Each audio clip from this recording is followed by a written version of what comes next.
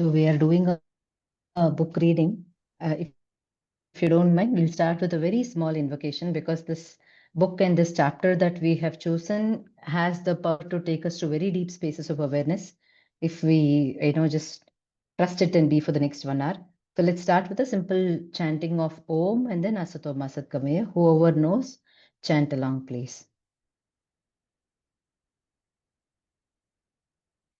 Om Asato Ma Satkamaya Tamaso Ma Jyotirgamaya Mrityorma Amritangamaya Om Shanti Shanti Shanti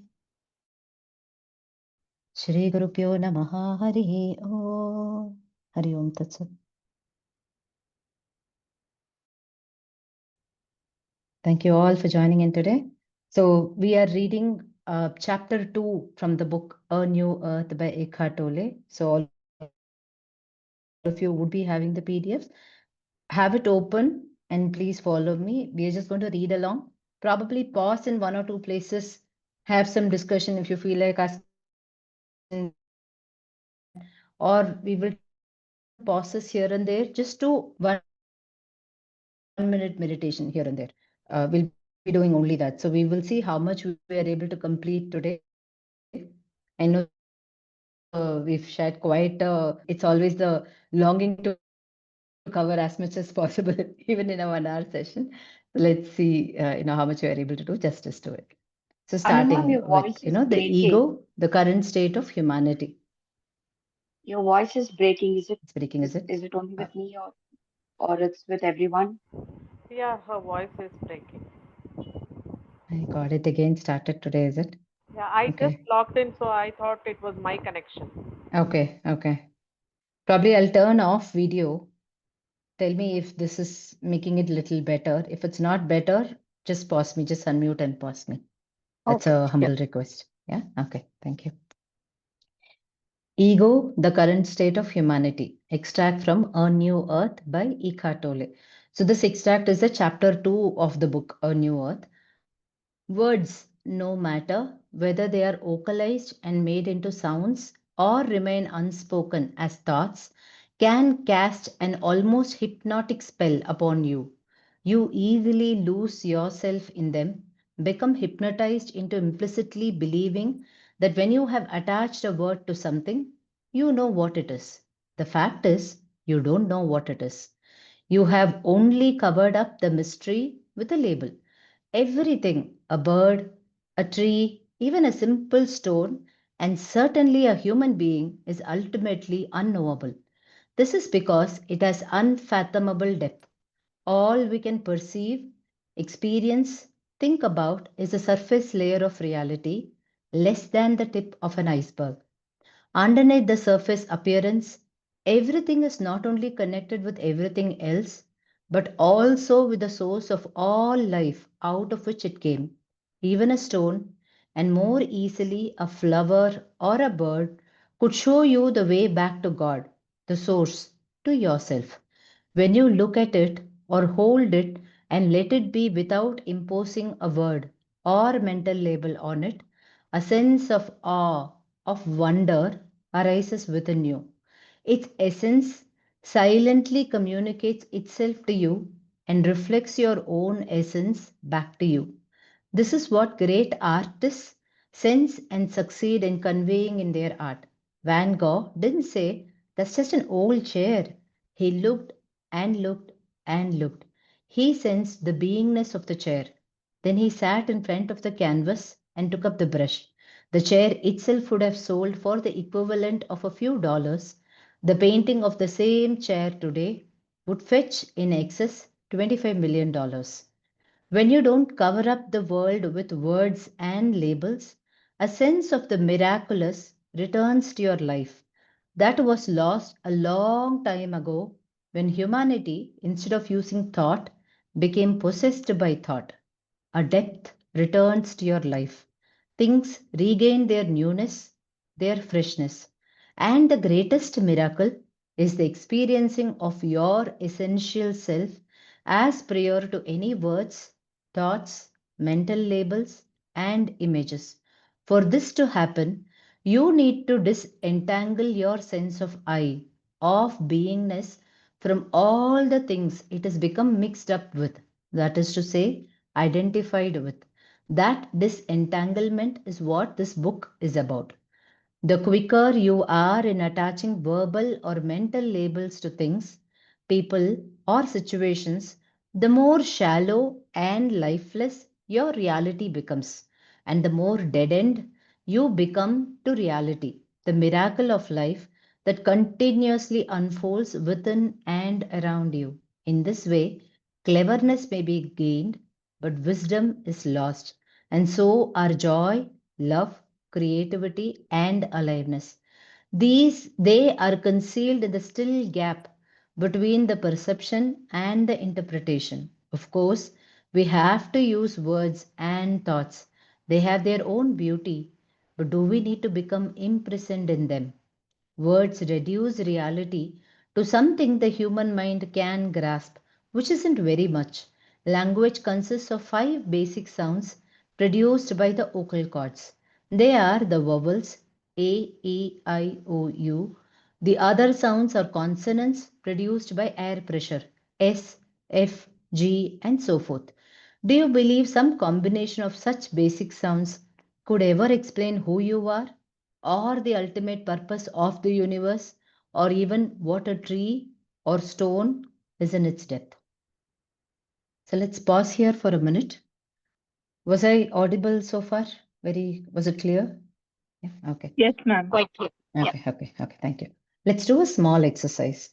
Wherever you are sitting, irrespective of whatever objects are there around you, it could be just your phone or a laptop or a water bottle or a chair or a table. In case if you are blessed, to have some plants around, let's utilize into any object. Just focus on one object. See if you can drop the label. Instead of telling, okay, this is a water bottle, I'm just going to give my 100% attention to it and just stay with it. Not defining with the shape, the color, metallic types, nothing. Just give 100% to the beingness of the bottle and the beingness of me. Can we all do this in silence just for a minute and then probably share our experience and then continue? Yes, just focus on one object. Pick and choose one object. Don't think it has to be an animate living thing. As I said, even a water bottle, can take us back. And that's why Eckhart had mentioned, chair, stone, whatnot. So let's practice what the book is telling. Yeah, so pick and choose one particular object. We're going to spend just the next 1 minute with it, but no labeling, no naming. Are you all game? Just show me a thumbs up. And if you can come on video, the others also, it'll be nice so that, we will, yeah, great. Okay. Yeah, whoever can come on video, request you to come on video. Let's start this. Yeah, taking deep breaths. Just focus on the object and just be with it.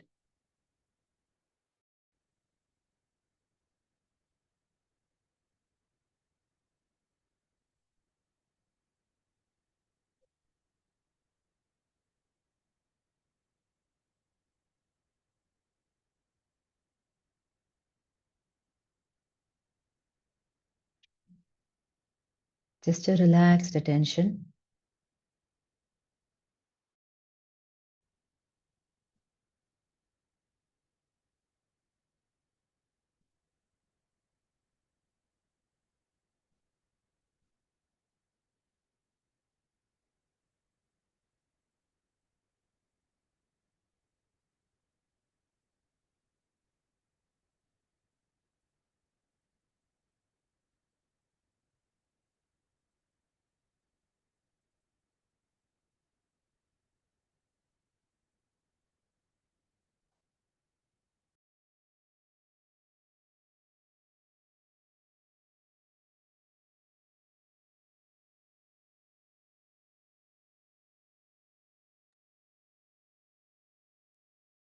Gently take deep breaths. Coming back to the here and now, thanking the object that you chose. Just becoming aware of the experience that you had just now, being fully aware. And if any of you would like to share, it would be nice to know what was it for you.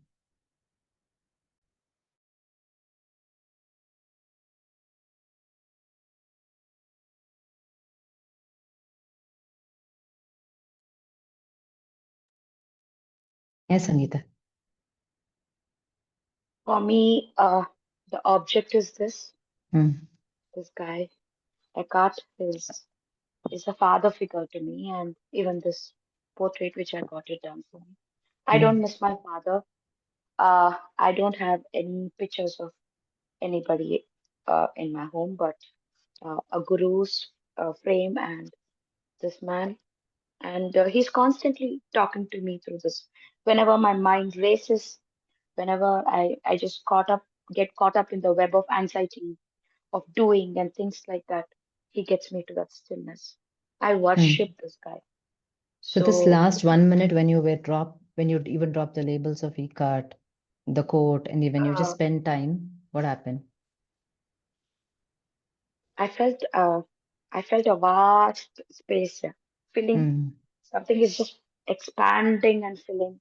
I felt so complete. This is what I feel whenever uh, lovely. I come, and I just look at this person, Mm, personal. Just even the thought, just his name, mm, just mm. gets me to that space, and Very it nice. fills me up Very beautifully. nice. Very nice. Thank you. Thank you for sharing that. Yes, Aruna. So I had chosen an indoor plant, Mm, a small one, which is mm, coming out, mm, budding nicely. So there's no air in the house as it is, right? But I was mm, just mm, looking at it. I dropped, you're not green, you're not a plant, you're not all the labels that I know you are, a budding one. mm, So mm, then I just kept quiet. I mm, was consciously telling myself I'm dropping all the labels. I don't know what it is. I'm dropping all the labels. Let me look at it and realize. mm, And then I realized that the plant and I are not so different. Just that mm, I have breath, I have thoughts, can mm, see, I can hear, mm, but he's in complete stillness. And he's one with whatever he's mm, supposed to be, whereas I am not. I have so many layers on top of me, which is stopping me to be him or mm, her or mm, whatever, right? I don't mm, know. They, mm, right?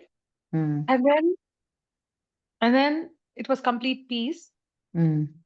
And nothing mattered anymore. Everybody is the same. Everything is the same. We all come Very from nice. some big place and we will all go back there and nothing to worry. That kind of sense of peace prevailed for that minute. And when Mm, you said thank you, mm, thank the object. Oh, now mm, also he's nodding. I said thank you for giving me the lesson. And then there was mm, a slight shake. And mm, now I said thank you and there's a slight shake. mm, There is no air in mm. the house, there's no fan in the house, but he still moved a bit. Right. And it felt Right. really good. Very nice. Very That's nice. about yeah. Yeah. Thank you. Thank you, Aruna. Any other shares or thoughts? Yes, Chitra. I found it difficult to drop the label. It was still there. I removed one label, one more label was there. Right, right. It takes a while to practice this, but even the simplest, see, we've just read one part of the second chapter, right? The simplest practice also can take us completely away from our thoughts. Can take us like how Sangeeta shared, there'll be a vastness or there is stillness, and like how Arun shared, the plant and her were not two different things. They were just the one same this thing. We will start seeing this continuity. And that's what Van Gogh described in his pictures, right? There was this continuity that is there in his pictures. Right? Chitra, I saw your hand in between. I was looking at the cat the on the water bottle, Mm, and it was amazing that it lost form. mm, There was really nothing very defined about it. mm, There was an expanse and just that, mm. and an expanse that was that I was belonging to, Lovely, lovely. and that's all there was to it. As in, there was Right, just stillness. lovely, lovely. Thank you for sharing this, Chitra. Yes, Sumiji. So like I'm in an office setup, so I have like the object which is I focused on was earbuds case, like Hmm. the one which holds it. Hmm. So basically, with the dropping the label, I felt that there is huge possibilities of things. Right. That is one thing which I started feeling in everything. Like I started looking, not I looked at this object, but now when I'm looking at any object, like I felt when I was looking at this, had I not known this is a case of a earbuds, it could Hmm. have, there could be diamond ring inside it, there could be anything, right? So Right. by dropping the label on human beings, which maybe is the ultimate goal, right? We Exactly. can feel Exactly. that that person can do anything, right? We can, like, maybe even Exactly. on us Exactly. and anybody else. So Yeah. yeah, that is what Yeah. I started feeling. Like Lovely. I'm looking at my laptop, which is quite old, okay, and I keep telling Hmm. myself that this is an old laptop, I need to replace it. But then Hmm. now again I'm like, okay, this is good enough, this is doing great. So something like that. Yeah. Right. And you tapped into the exact point that I was about to, talk about, Samaj. You gave a lovely segue. What happens when so many when we have relationship issues, it happens because of the internal labeling. We say that this person is like this only. It is because of this particular person being this way, I'm having so many issues or whatever. Hmm. If just for a few minutes a day, if we can practice dropping the label and just seeing the person for who they are, probably, it might bring in a lot of depth to the relationship. And that is something that I humbly invite all of you to experiment over the coming days. This is such a simple practice, but it has a lot of profound depth to it. And especially in relationships where we know the other person for quite a while, right? The best relationship to experiment is the marital relationship with your spouse or with your in-laws. Just dropping the labels and being with them. This is something, some magic happens there. Some space opens up in the relationship, right? Yeah. Yes, Srinivas sir. Yeah, thank Yeah. you. So I was happened to watch the branch of a tree, which is Mm, pretty green, mm. outside my window, and when I saw beyond, am I able, can you hear me? Is it Yes, audible yes, or am I yes. frozen? You are audible. You're frozen, but you're audible. Please continue. Hello, We can hear you. hello. I think he's having internet issues. Brinda, you please continue. Whenever he's back, we will ask him to. Yeah. So hi Yeah. everybody. Thanks for this because this is a book that I am not familiar with, and thanks Anurama for the book suggestion. I mean, even that is a big thing for me. The first few lines took me by surprise. Thanks for reading out with such good intonation. It was really nice to hear. So when you Thank said look at an object, most of the objects in my room where I'm sitting right now are pictures of my daughter as a baby. So every time I'm in this room, I end up looking only at those photos. So when I looked at her, and when you said remove the label or whatever, I couldn't actually do it because I didn't understand how to remove the label from a loved one and then just look as it is. But there was only one thought that I always associate with her: we are, therefore I am. mm, That is the only thing I could actually think of mm, after removing any label or any kind of that. mm, Therefore, I am. That's all. That is the mm. only relationship I think I can have with her, away from all the Maya and everything. Perfect. We Lovely. are. Yeah. Therefore, I am. That's all. Mm. There's nothing beyond that. There is no possessions. There's no worldliness. Mm, mm. It's just that. Lovely. Lovely. Thanks. Thanks. Thank you. Thank you for sharing this, Brinda. Uh, Mr. Srinivas, can you now talk? Yeah, I think I lost the We will see connection. if we are able to hear you. Yes, you're Yeah, back. can you Yeah. hear me now? Yes. The second attempt. Okay, I happen to be watching a branch of a tree, which is pretty green, and there was a wind. And what I realized beyond the Nama Rupa is the Chaitanya, the energy. And it is like what just I heard the Brinda speaking, just being and happy with the wind moving, just being what you are. And there is that uniqueness in each, but there is oneness underneath that uniqueness. It Yes. is Yes. just that appears to be something, but it is one. So, Perfect. Yes. and you can relate, you can connect, you can Yes. be part of the whole as Yes. no differentiation if you are able Yeah. to be in that state. So Yeah. that's what I came. I was there for a few minutes, like less than Lovely. a minute in that state. Lovely. Lovely. And as you rightly said, that Nama Rupa Vyavahara, when we drop each one layer by layer, is what dropping the labeling. Yeah, You got it really well. And as you said, that Sachidananda is available to us moment to moment to moment, right? yeah, Just it's that just there. Yeah, it's just it's there. just there. And Yeah, you don't have to go for it. It is there. it's just there, yeah. And this book is the other parts that we'll be reading today. It will take us more and more in depth to it. Thank you. Thank you for the Thank you. share, sir. Thank you. Appreciate it. Yeah. Yes, Vaibhavi. If you have the permission, I want to keep my video off because of this Sure. signal issue, and otherwise, Sure, not sure, not anything else. sure. No worries. Good evening, Anorama madam. Good evening. Yeah. The Yes, object sir. that I've chosen was the spectacles. I have considered my spectacle as part of my body, another organ that I have developed over time. So I took it off and I was thinking about it. As you said, don't put labels, don't look for functionality, don't look for the time from which you have been wearing. But this fact that it is not part of my body, I couldn't come to consensus to. But when I was trying to look at it, like look beyond, right? More than just what improving my vision, what is it doing, or anything like that.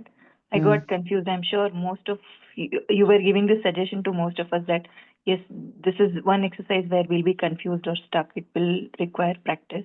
So I want to honestly confess that I could not complete this It is properly. okay. It is okay. You have time. You're still young. We all have time for that matter. So, in a day, if we can just take a minute or two to be with any object, just dropping the label, that is enough to take us to that, Chaitanya Swarupam, to the Sachidananda space. And that's what this book is inviting us to consider. Thank you for sharing this, Vaibhavi. Yeah. We'll continue with the reading. The illusory self.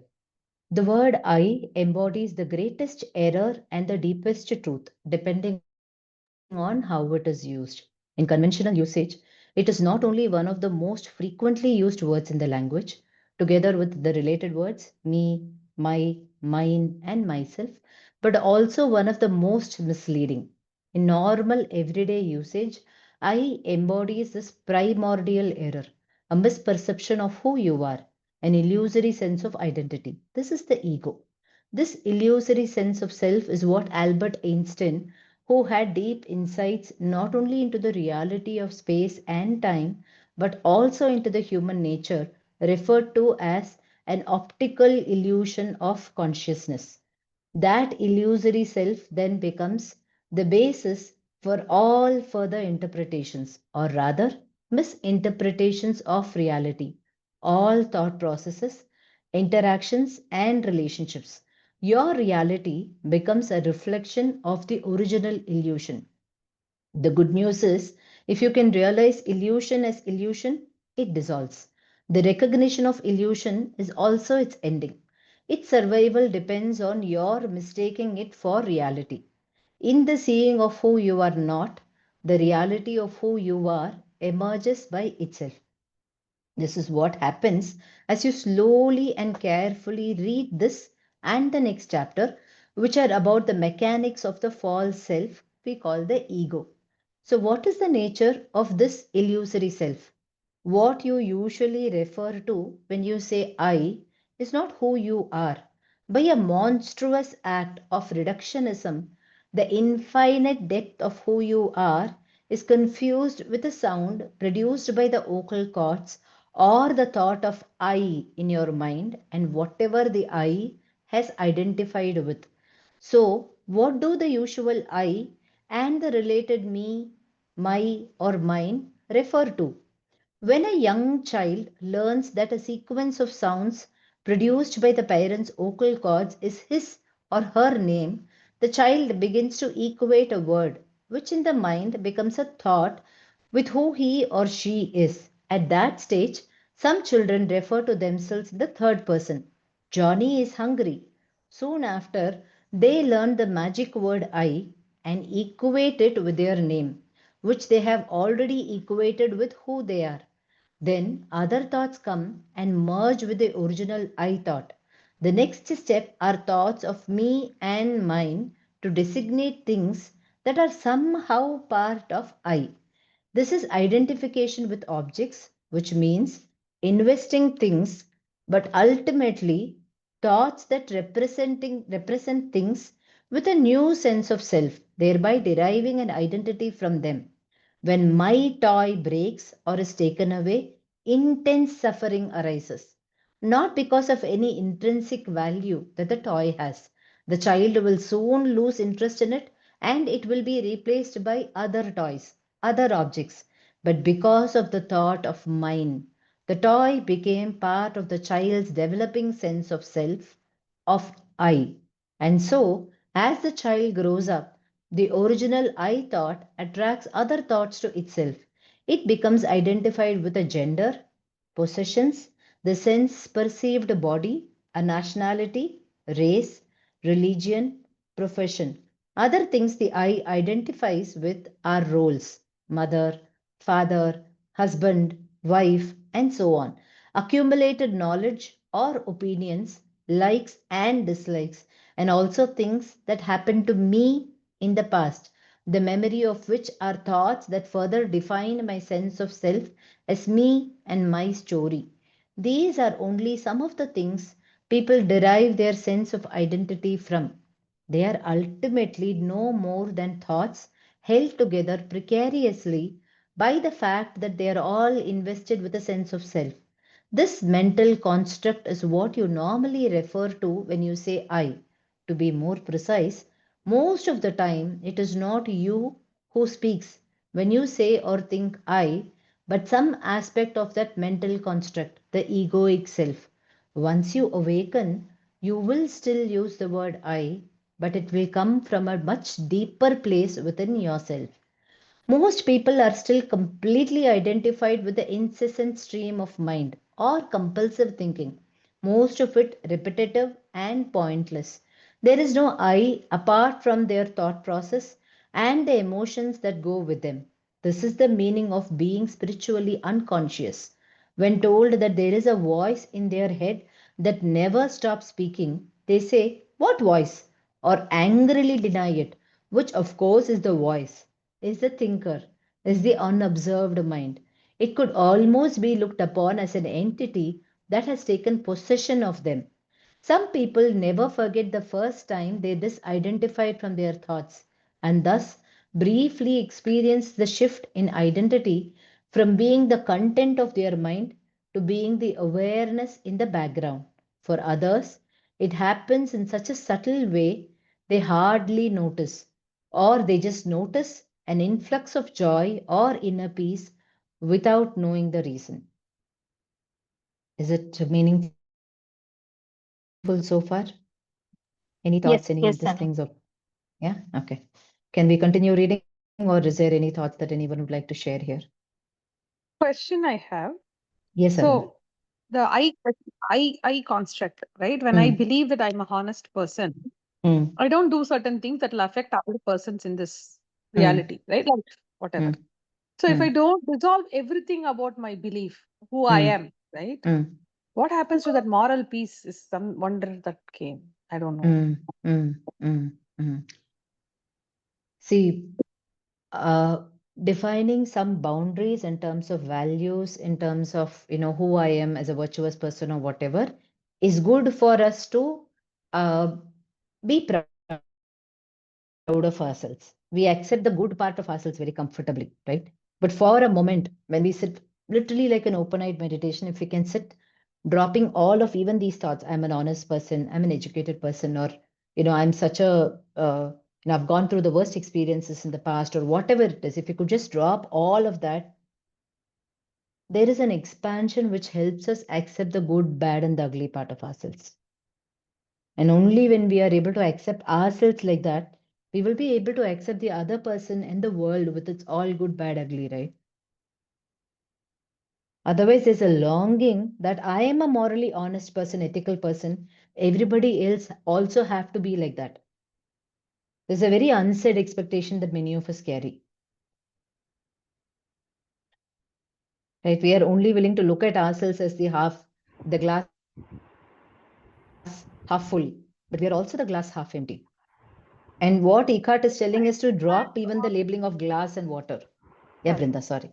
No, can you just expand on this, how it relates to the book when you said that the expectation that other people should be as honest as yourself, or you think that you are correct and you are 100% full, you never see the half empty bit.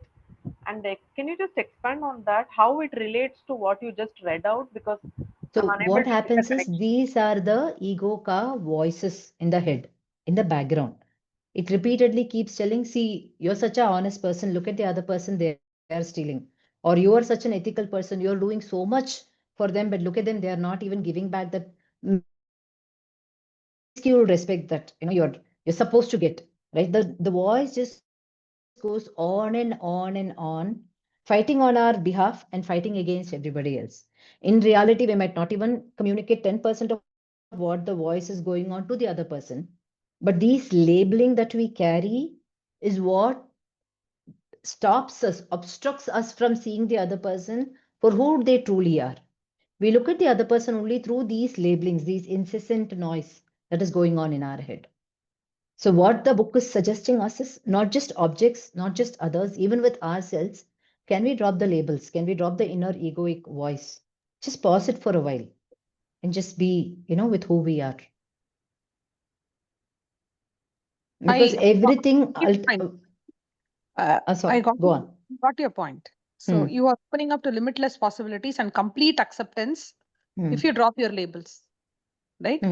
The ugly part is easy to comprehend and accept, and it's just a way of how things emerge, let's say, in universe, right? You have no say in it. It's just this is how it is. That's it.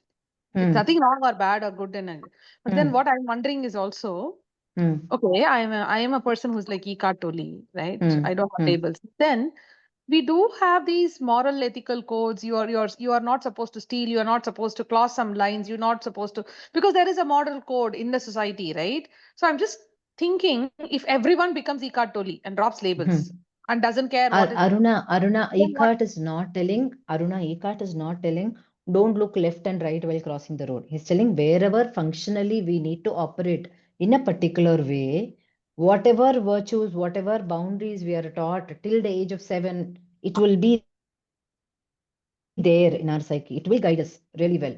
If you've been taught and brought up in such a way that you're not supposed to steal from others, you're not supposed to kill anyone. Even if a gun is lying there, you're not going to take the gun and just like that shoot someone, right? We will know how to maintain that moral, ethical values of ourselves, how to uphold it, right? That is something which is ingrained in us. But what Eckhart is inviting is, once in a while, can we drop these labels? Can we, not can we just step back from the voice of our mind and start just being the observer, just being the awareness to become aware of this voice? Just create that space. Yes, yes. That I agree. That's why voice is irritatingly goes on and on and on. I just wanted to stop. That I agree. Yes. Great. Thank you. Sangeeta, just wait for a minute. We'll come to you. Yes, Sumichi. Yeah, so I just wanted to add, by reading this, one thing which I realized, and there is one paragraph which is, very much telling that, okay, I need to drop my own self-image, or like I need to drop myself. And because why I need to drop myself? Because I'm much bigger than what I think about myself. Not that way. Like, I mean to say that I am a soul, and like in this one paragraph, it is mentioned that, if you drop your illusion, then you will realize that it's survive. Sorry, where is it? That you are the infinite depth of who you are. So this thing Yes. struck me a lot. Like, that maybe, like, by dropping our own labels or labels of anyone else, we can, like, remember this very fact, which already everybody knows, is that we are a soul. Exactly. We are a soul, right? And look from that I angle. would say, even drop the label of being, the soul also. Okay. Even drop that label. Just be there, like how a plant is there, like how a flower is there, right? Hmm. Just being in that existence. Okay. When that is, see, existence is what is truth. When something has happened in the past, it has happened. We cannot go and erase that part of the past, right? Whatever is happening, whatever has happened is the truth. Sat. The chit is how much are we being conscious of the sat. When we are aware of the sat and chit, ananda is a natural byproduct. But this chit part is where our ego, comes in mind and says, "Oh no, I'm an intellectual. No, I'm such a person. I need to be in a particular way. People have to treat me in a particular way. They have to open the car door for me. Or they have to come and offer tea as soon as I step into home." There's a lot of expectations that the ego mind has, right? In a very subtle way, right? Either it plays, it puts up us as the martyrs, or it keeps telling, "Oh, you're the poor victim, oh poor me," right? It can beautifully play a drama Mhm. out there. And Eckhart is just telling, can we start watching the drama? Just be the watcher. That's the invitation. Right. Right? Thank you. Yes, Brinda. Extremely complicated to comprehend. I I know. think for a person who's listening to all this for the first time, I have not done any other Gita course or anything with you, but what you just mentioned might be good for the outer periphery, where you're saying that you're not going to pick up a gun and shoot anyone. The public moral policing of it is okay, but as you move inwards and towards the more intimate relationships with the closer family and friend circle and whatever, plus with yourself, the relationship with yourself, doesn't that become more and more difficult as we zoom in? The thing is, many of us don't have a proper relationship with ourselves because we are stuck in these egoic choice, or because we are stuck in some labels. We keep telling ourselves, "Oh, you have so much more to achieve in life. What you've done so much is not enough. You're not earning enough, or you've come such a long way. I'm so proud of you." So either the voice is very positive or it's extremely critical. Either it's keep telling what you've done is not a perfect job, you have to improve on yourself or whatever, or it keeps clapping for us, telling, "See, nobody else saw, but you did so much, and these people don't even recognize your value. You're supposed to have married to someone else, you are supposed to have been living a different life, or it'll always uh, be in unacceptance of the current situation of life, Exactly, exactly. So that is my question. When it comes to right? long term And stress exactly, so stressors, how huh. does this logic work? So for this, very simply, whenever the thought comes, right, instead of going with the thought for a minute, if you could just pause, look at the thought and start laughing at it. We are creating a space between ourselves and the thought, right? Like how you will watch, imagine, you watched a movie. Take any favorite movie of yours. You watched it some 100 times. Okay. The 101 time also the movie is playing, you know that the scenes are not going to change. It's Right. the next sequence of even what dialogue they're going to tell, right? Like that, our mind voice also, we know what dialogue it's going to tell next. If you could just step back and be like a movie watcher telling, "Okay, I know your dialogue. Okay, you've come back." Fine. Just creating that space, right? Brings in a different sense of depth. The relationship that we will have with ourselves can open so many doors of possibilities. So you're There is saying a different sense of peace that comes in. We don't need to do anything. it Just comes with practice. being with ourselves is being the true self. It comes with practice, but it is available every moment, Brinda. So you're saying we should start telling ourselves, தேஞ்சு போன record மாதிரி அதையே சொல்ல போற, stop. That is the auto suggestion because you know where your mind I'm is not going. even telling, there is no there's no should also there.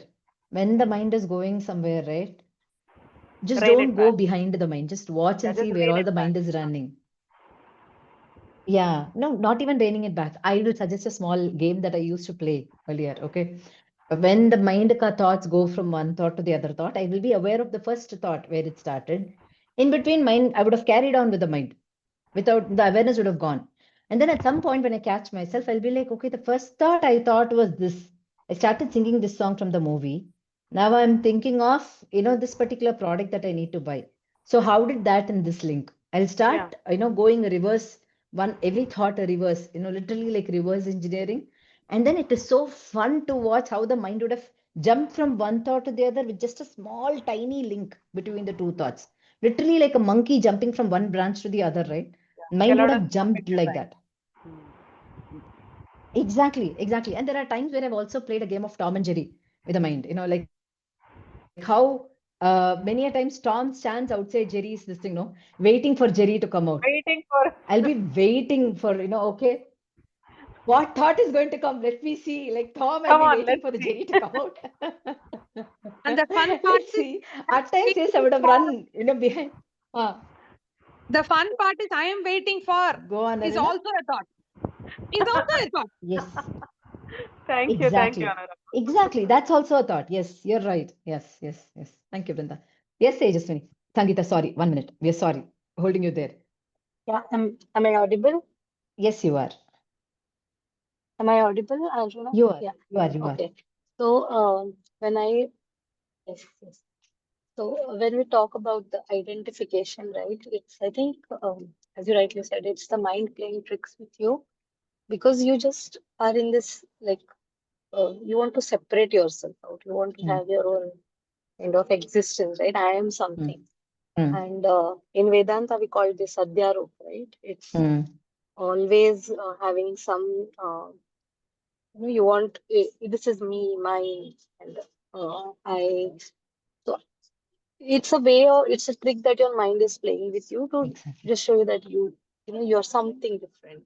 And Yeah. that's what the ego is, right? Yes. It's like, it needs that continuous attention, and Yes. that is what this identification is going to give you. Yes. So it could be anything, as you rightly said, it could be positive or it could be negative. Self-criticism is also rooting in the ego because Yes. it's not coming from a place of self-acceptance, right? You're always Yes. wanting to be something that you're not, or you always want to show that, oh, I am something great, that which somebody else is not.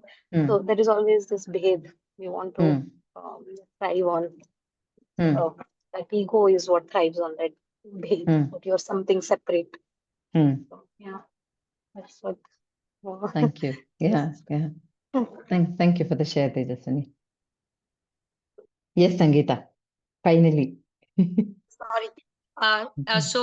Here for Brinda and Aruna and all of us, Eckhart is giving a hint here after he talks about Albert Einstein's optical illusion of consciousness. He says, how do you go into that spaces in the seeing of who you are not?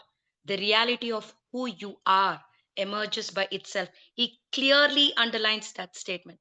In seeing who you're not, the reality of who you are emerges by itself. I think he's drawing parallel to Anumam's Neti Neti. Exactly. Art- Exactly.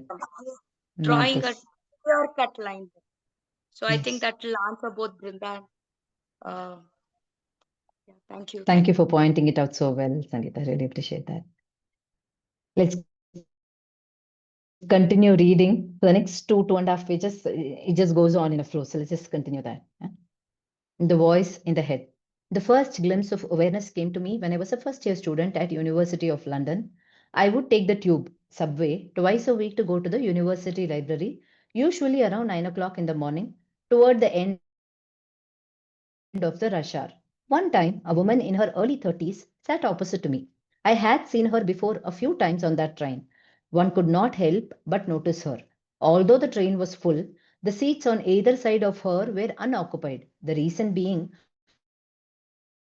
no doubt, that she appeared to be quite insane. She looked extremely tense and talked to herself incessantly in a loud and angry voice. She was so absorbed in her thoughts that she was totally unaware, it seemed, of other people or her surroundings. Her head was facing downward and slightly to the left, as if she were addressing someone sitting in the empty seat next to her. Although I don't remember the precise content, her monologue went something like, and then she said to me, so I said to her, you are a liar. How dare you accuse of me when you are the one who has always taken advantage of me? I trusted you and you betrayed my trust. There was the angry tone in her voice of someone who has been wronged, who needs to defend her position lest she becomes annihilated. As the train approached Tottenham Court Road station, she stood up and walked toward the door with still no break in the stream of words coming out of her mouth. That was my stop too, so I got off behind her. At street level, she began to walk towards Bedford Square, still engaged in her imaginary dialogue, still angrily accusing and asserting her position. My curiosity aroused. I decided to follow her as long as she was walking in the same general direction. I had to go in. Although engrossed in her imaginary dialogue, she seemed to know where she was going. Soon we were within sight of the imposing structure of Senate House, a 1930s high rise, the university's central administrative building and library. I was shocked. Was it possible that we were going to the same place? Yes, that's where she was heading. Was she a teacher, a student, an office worker, a librarian? Maybe she was some psychologist's research project. I never knew the answer. I walked 20 steps behind her, and by the time I entered the building, which ironically was the location of the headquarters of the Mind Police in the film version of George Orwell's novel 1984, she had already been swallowed up by one of the elevators. I was somewhat taken aback by what I had just witnessed. A mature first year student at 25, I saw myself as an intellectual in the making, and I was convinced that all the answers to the dilemma of human existence could be found through the intellect, that is to say, by thinking. I didn't realize yet that thinking without awareness is the main dilemma of human existence. I looked upon the professors as sages who had all the answers, and upon the university as the temple of knowledge. How could an insane person like her be a part of this? I was still thinking about her when I was in the men's room prior to entering the library. As I was washing my hands, I thought, I hope I don't end up like her. The man next to me looked briefly in my direction, and I suddenly was shocked when I realized that I hadn't just thought those words but mumbled them aloud. Oh my God, I'm already like her, I thought. Wasn't my mind as incessantly active as hers? There were only minor differences between us. The predominant underlying emotion behind her thinking seemed to be anger. In my case, it was mostly anxiety. She thought out loud, I thought mostly in my head. If she was mad, then everyone was mad, including myself. There were differences in degree only. For a moment, I was able to stand back from my own mind and see it from a deeper perspective, as it were. There was a brief shifting from thinking to awareness. I was still in the men's room, but alone now, looking at my face in the mirror. At the moment of detachment from my mind, I laughed out loud. It may have sounded insane, but it was the laughter of sanity, the laughter of the big bellied Buddha. Life isn't as serious as my mind makes it out to be. That's what the laughter seemed to be saying. But it was only a glimpse, very quickly to be forgotten. I would spend the next 3 years in anxiety and depression, completely identified with my mind. I had to get close to suicide before awareness returned. And then it was much more than a glimpse. I became free of compulsive thinking and of the false mind made I. The above incident not only gave me a first glimpse of awareness, it also planted the first doubt as to the absolute validity of the human intellect. A few months later, something tragic happened that made my doubt grow. On a Monday morning, we arrived for a lecture to be given by a professor whose mind I admired greatly, only to be told that sadly he had committed suicide sometime during the weekend by shooting himself. I was stunned. He was a highly respected teacher and seemed to have all the answers. However, I could as yet see no alternative to the cultivation of thought. I didn't realize yet that thinking is only a tiny aspect of the consciousness that we are, nor did I know anything about the ego, let alone being able to detect it within myself. Can we continue? Would it be okay? Any thoughts anyone wants to share? Content and structure of the ego. Yeah. The egoic mind is completely conditioned by the past. Its conditioning is twofold. It consists of content and structure. In the case of a child who cries in deep suffering because his toy has been taken away, the toy represents content. It is the It is interchangeable with any other content, any other toy or object. The content you identify with is conditioned by your environment, your upbringing, and surrounding culture. Whether the child is rich or poor, whether the toy is a piece of wood shaped like an animal or a sophisticated electronic gadget, makes no difference as far as the suffering caused by its loss is concerned. The reason why such acute suffering occurs is concealed in the word my, and it is structural. The unconscious compulsion to enhance one's identity through association with an object is built into the very structure of the egoic mind. One of the most basic mind structures through which the ego comes into existence is identification. The word identification is derived from the Latin word idem, meaning same, and facere, meaning to make.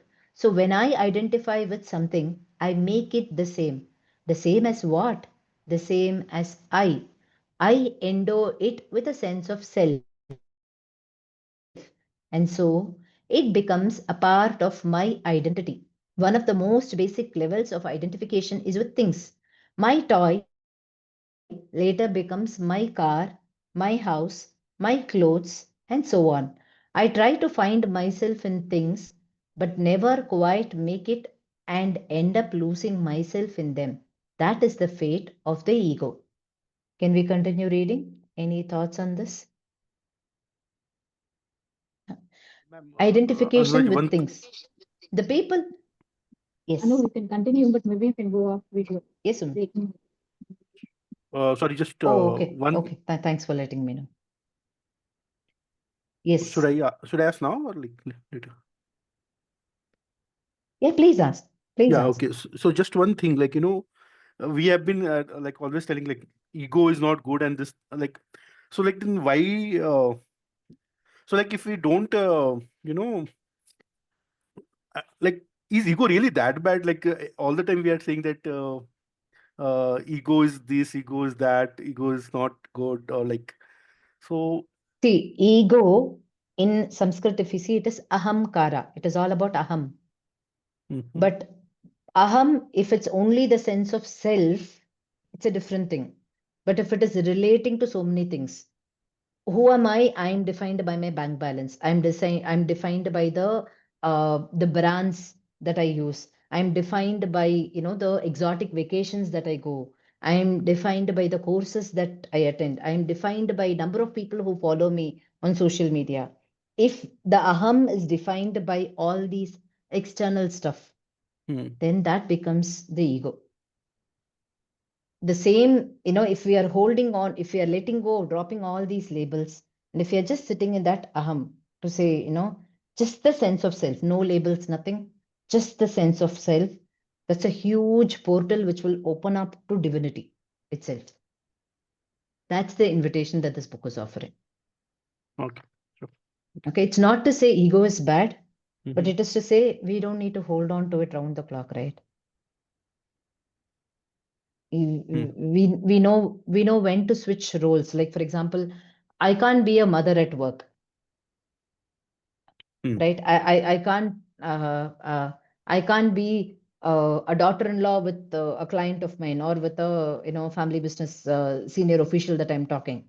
I need to play the role of who I am at every place, right? Like that. There needs to be a time where I'm just with myself without any of these labels. That me time, we are again associating it with only, am I reading books? Am I going for a massage? Am I, going for shopping? Am I spending on Mintra? And am I watching Netflix? But that me time, if it can become the time of understanding this aham, the self, what the self truly is without any labels, that's the Understood. invitation. Sure. So we are at the fag end. We just have 4 more minutes. So let's probably stop it here, pause it here. If you're okay, probably the next month we can continue reading the same book. Or if you people think this is too heavy, we can switch over to any other book. So we are planning to do, a book reading like this on a monthly once basis. And those of you who are a part of our Abhyasa group know that, we've been sharing our Abhyasas, our regular spiritual practices. If you're not a part of the Abhyasa group, if you would like to join, you're most welcome to join. So there we just share that, abhyasa of this day is completed. And people at times commit to telling, I'm going to hold on to Saundarya Lahari chanting for 21 days, or Lalita Sahasranama chanting for 21 days, or nature walk for 21 days, or whatever.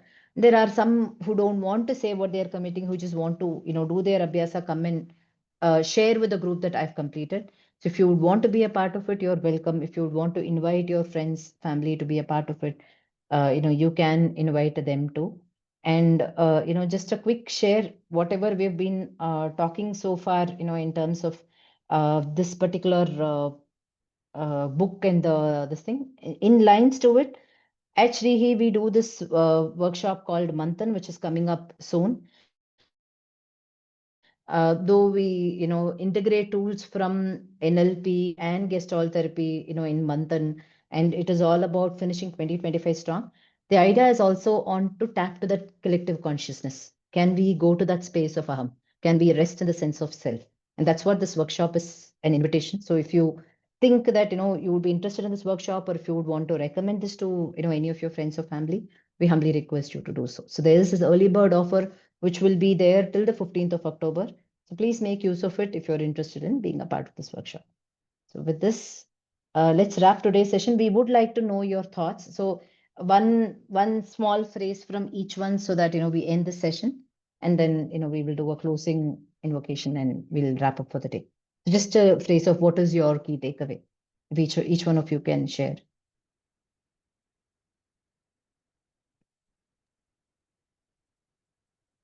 Eye-opening. Eye-opening. Okay. Thank you, Felt Arun. like entering to another world. Okay. Entirely. Okay. Thank you. I don't think so anybody has explained ego in such a simplified manner as Eckhart has. Yeah, I agree with Very you. simple. Right. That's true. Absolutely moving. Please finish this book and move on to the next book. Don't leave it halfway. We need your input on this book. We We've need your just input. shared the chapter 2 of this book. This Yeah, book has many let's more finish chapters. this, and Okay, then you can take some other book. But please finish this. It's done. brilliant. Thank you. Done. We'll do that. Thank you for that, Brinda. Yes, Chitra. My single word is observe. Mm. Lovely. Lovely. Chitra, just to add on to it, awareness goes hand in hand with attention. Only when we observe something, only when we give attention, the awareness component also comes along. How do I say? The space opens up a lot with attention and awareness. So observe is the right word. Thank you for sharing that. Anyone else? Any other shares? I think it was Advaita Vedanta put in, agnostic language, I would Exactly. say. That's how I Exactly. could completely relate to most of the things that I have studied in Right. Advaita Vedanta. And it's very interesting with simple examples that he has given to relate with. Yes. Right. And I want to decode this content and structure part that he has been mentioning, right? That content can change, but the structure kind of, you really need to work on it because it's not something that will go away so easily. Exactly. Yeah, so you may And become aware of the content. Like, let's say yes. I have a strong identification with this. Oh no, let me keep myself away from that. But the structure will find something else again to identify with. And that's what I read, Exactly. which kind of stayed with me that, oh yes, maybe this is what is happening to me. That, oh, Right. I'm getting, though I think, this is not what I want to get identified with. But again, I think this raga dvesha, right? It's like that. It's it's just the flip side of the same coin that, oh, this is so that structure is very important to work on. Right. That's Right. Yeah. Yeah. And I feel, we have all the answers in our scriptures, Tejaswini, as you rightly pointed out. This is Advaita Vedanta only, given in a very digestible capsule, for people who are not aware of Advaita Vedanta also. But I feel the actual core answers we can get from Bhagavad Gita. This is the Prajna verses, Yes. and nothing more than that. So we are blessed to be very true. born. In this culture, Yeah. we're blessed to be, getting the best of both the worlds. Yes, very true. Yeah. So I would like to also say what Tejaswini said. It's basically that your identity being mind, the operating from the impulses and the reactions that we have versus being an observer, operating from observer. The being is okay, but being this, that, I am this, that starts from ahankara. Before that, the buddhi is being, just being. So being that observer is what Eckart Tolle is talking, and that's when you are becoming aware. It's like the sparks in the. Today only I wrote to Tejaswini in the morning. If you see your mind, it will be having so many lights and so many sparks here, there, that every second. So that firings that are happening, being able to observe those and not become those and driven by those. Yeah, exactly. Yeah. Not making that as the identity. Yes. So Thank you. yeah, you don't become one with them. Exactly. Yeah. And maybe if you watch them as a fun, it's a great thing to do. Yeah. Especially in meditation, it is a wonderful thing to start. Right. Yeah. So an invitation is, even if we are not able to get time to sit in a closed meditation or whatever, just a minute of, being with any object, dropping labels, just being with the object. That could be an easy first step towards, what Eckhart is inviting us to do. Right? Yes, Aruna. Just wanted to share this. The surrender to the oneness or the divine mother is awesome. Because all this knowledge I have always heard through, Upanyasam and everything. I follow a lot of teachers, right? I was always thinking, okay, I know the content. How do I practice? Then I set it to my mom saying like, Mom, see, I know all these concepts. I have read Adi Shankara's books. I've heard these lectures, but I want to practice it. Help me. Right? And then I waited patiently. She will help me when the time is right. Today morning, something very disturbing happened. Somebody literally scolded me and I got pissed, saying that I was lazy, I was not good enough. Then my son walked into the kitchen and said, who is being scolded? Why are you getting emotional? And then I immediately realized that was so true. And I switched myself to observer, saying that, okay, somebody is labeling me something. Should I stick to the label? Is it the label is on me or my true self? And then the whole thing changed. I started smiling. And as more they scolded, I started more laughing. Oh, my karma is all getting dissolved. Okay, scold more. You're not defining me. No, I'm defined by what I'm thinking in my head. I'm something different. It's all my. So, the practical experience happened with I. Who am I? And then evening, you're reading a paragraph on how to, disassociate I for some time as a practical tip. Dissolve the labels, right? I think it's a divine blessing. I think when you surrender it, it just opens up portals for learning. That's what I wanted to share. Exactly. And if I could add something here, every person who's challenging us in our life, or every situation that is challenging us in one way or the other, is divine grace opening doors for us to awaken. Every challenge is an invitation for us to awaken and to, get in touch with our true self. Lovely. I'm going to frame this. Every challenge is an invitation for us to awaken. Awaken the true self in bold. Thank you for that. Right. Let's close for the day. Let's close with the Om Shanti and Loka Samasta Sukhino Bhavantu. Yeah. Taking deep breaths and centering to your heart.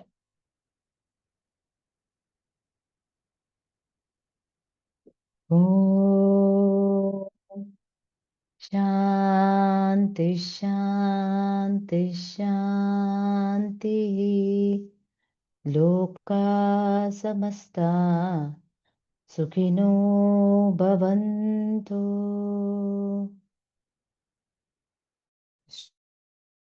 Gurubhyo Namaha Harihi Om. Hari Om Tat Sat.